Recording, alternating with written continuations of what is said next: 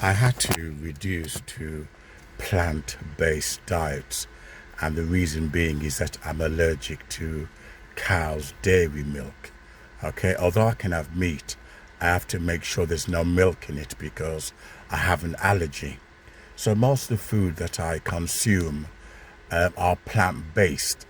Okay, whether it's pie, sausages, etc. If it doesn't have cow's milk, then that's okay. So I tend to look for plant-based food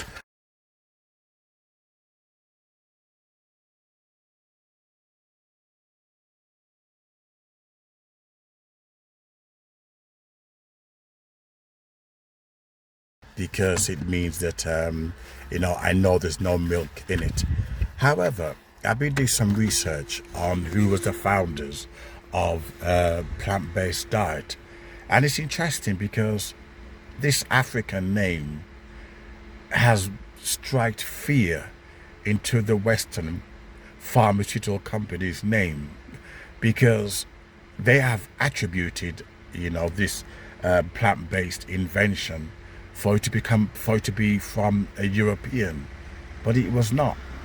You know, this man has, from the outset, promoted this plant-based diet, and the medical world called him a quack.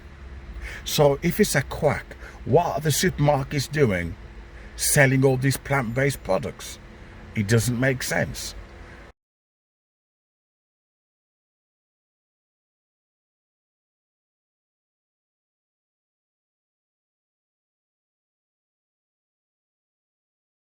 But they're selling the same products that Holland and Barrett sells, all these herbal shops, the Chinese shop sells. I don't see the Western world knocking Chinese acupuncture or Chinese herbs. In fact, some GPs actually recommend you try alternative therapy. But it's interesting because it was this individual, this African man. You mention his name on YouTube and immediately they flag it up. But it's interesting how they attribute his genius, his finding, to someone else. Now that plant-based, diet is now popular and mainstream, they don't want, the praise, to go to someone like him or to go to, someone of the origin.